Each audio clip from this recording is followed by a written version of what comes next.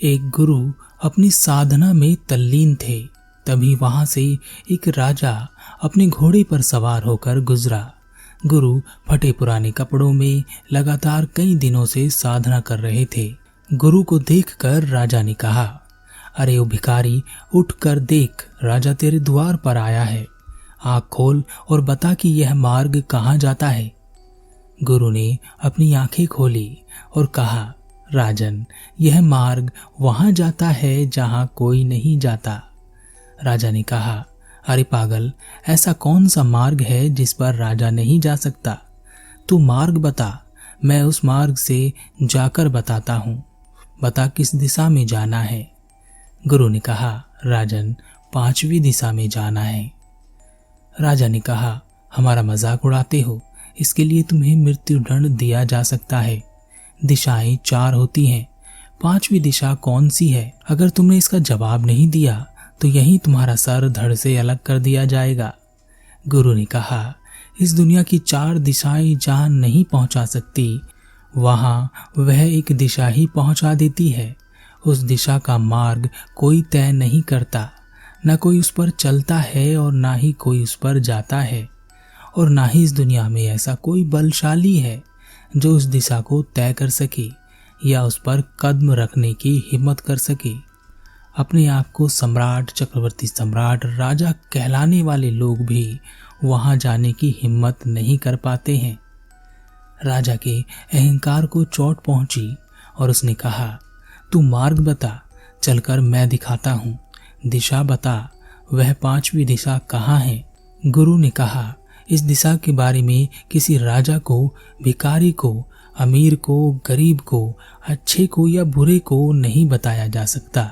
यह सुनकर उस राजा को विश्वास हो गया कि यह भिखारी उसका समय बर्बाद कर रहा है और उसका मजाक उड़ा रहा है। राजा क्रोध में आ गया और उसने अपनी तलवार निकाल ली और उसे मृत्युदंड देने का निर्णय किया। अपने सिपाहियों से उस गुरु को पकड़वा कर उसने उसे अपने दरबार में उपस्थित किया और उसका सर कलम करने का आदेश दे दिया। जब सिपाही उसका सर कलम करने वाले थे तब वह गुरु जोर से हंसा। उसकी हंसी देखकर राजा ने उससे पूछा, क्या तुम्हें मृत्यु से डर नहीं लग रहा? गुरु ने कहा, राजन, मैंने कहा था ना, कोई राजा उस 5वीं दिशा में नहीं जा सकता, तो तुम भी ना जा सके। और मृत्यु कोई अभिशाप नहीं है, वरदान है जो मुझे मिल रहा है। तुम इस शरीर को मार रहे हो, मुझे नहीं। राजा ने गुरु को छोड़ देने का आदेश दिया और कहा, कृपा करके आप मुझे उस 5वीं दिशा के बारे में बताएं। आपकी बातें रहस्यमयी लग रही हैं। गुरु ने कहा, पहले तुम मुझे मेरे सवालों के जवाब दो। यह बताओ, तुम्हारे राजा होने में तुम्हारा कितना बड़ा योगदान है? राजा ने कहा, मेरे राजा होने में मेरा पूरा पूरा योगदान है। मैं अपनी काबिलियत और बल के सहारे राजा बना हूँ। मैंने इसके लिए बहुत मेहनत की है, दिन रात एक कर दिया है। गुरु ने राजा से कहा, 5वां मार्ग जानने के लिए तुम्हें मेरे साथ चलना होगा। गुरु राजा को लेकर एक मार्ग पर चल पड़े। मार्ग में एक भिखारी दिखाई दिया। उसे देखकर गुरु ने राजा से कहा, राजन, इस व्यक्ति के भिखारी होने में इसका कितना बड़ा योगदान है? राजा ने कहा, इस व्यक्ति के भिखारी होने में इसका पूरा पूरा योगदान है। व्यक्ति अपने कर्म और बल के आधार पर इस दुनिया में अपनी पहचान बनाता है।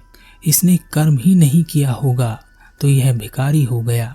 गुरु ने उस भिखारी से पूछा, भाई, तुम भिखारी क्यों हो? राजा क्यों नहीं हो गए? भिखारी ने कहा, मेरे माता पिता कौन है मुझे नहीं पता। बचपन में ही वह मुझे छोड़कर चले गए। एक बूढ़ी औरत ने मुझे पाला। जब मैं बहुत छोटा था तब वह भी मुझे छोड़कर चली गई।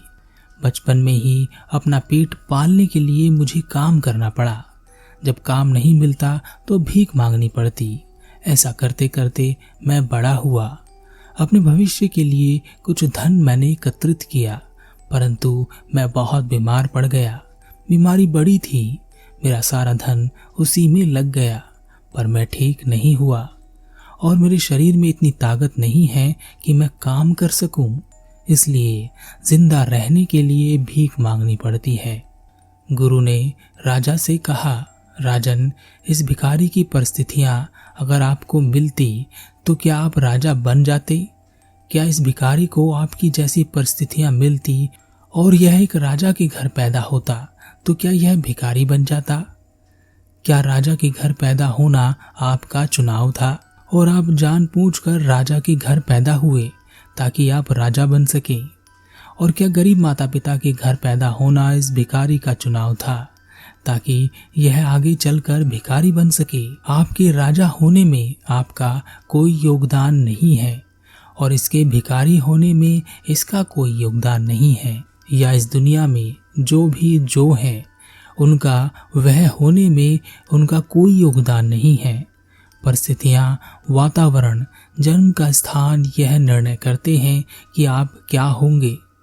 अब सोचो राजन कि तुम्हारे राजा होने में तुम्हारा कितना योगदान है। राजा ने कहा, पर गुरुदेव, कर्म भी तो कोई चीज है। कर्म किसी की भी स्थिति को बदल सकता है। गुरु ने कहा, कर्म भी परिस्थितियों के अधीन होते हैं, वातावरण के अधीन होते हैं। तुम कर्म किसे देखकर करते हो? परिस्थितियों को देखकर करते हो ना। स्वतंत्र रूप से तुम कर्म कर ही नहीं सकते। तुम्हें कर्म के बंधन में बंधना पड़ता है।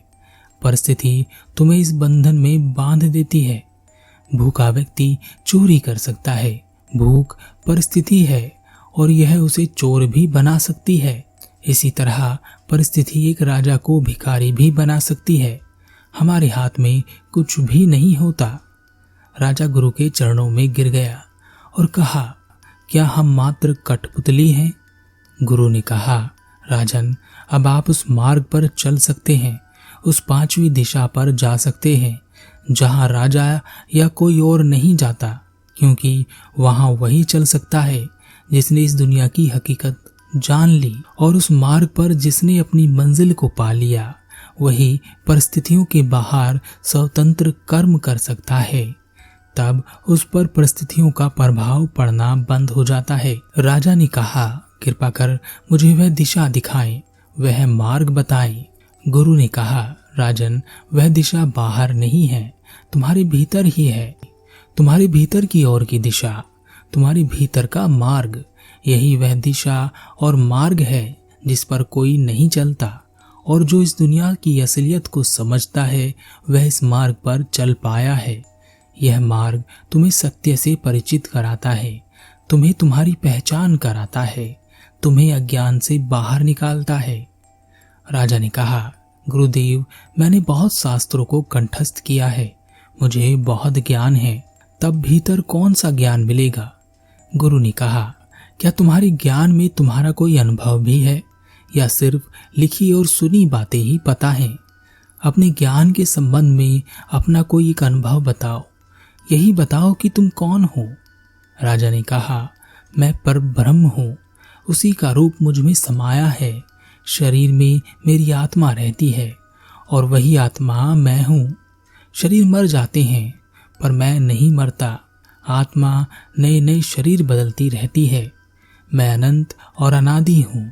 गुरु ने कहा, यह उत्तर कौन दे रहा है? क्या यह तुम दे रहे हो या यह उत्तर किसी और ने दिया है और तुम दोहरा रहे हो? अगर यह उत्तर तुम्हारे अनुभव के हैं तो तुम ज्ञानी हो, और अगर तुम किसी और के उत्तर को दोहरा रहे हो तो तुम्हें कुछ भी नहीं पता, तुम अज्ञानी हो। अपने भीतर का जो मार्ग है वह तुम्हारे इसी अज्ञान को दूर करता है। पहला ज्ञान यही होता है कि मुझे कुछ नहीं पता। अब बताओ कि क्या तुम्हें कुछ पता है? राजा ने कहा, आप सत्य कहते हैं।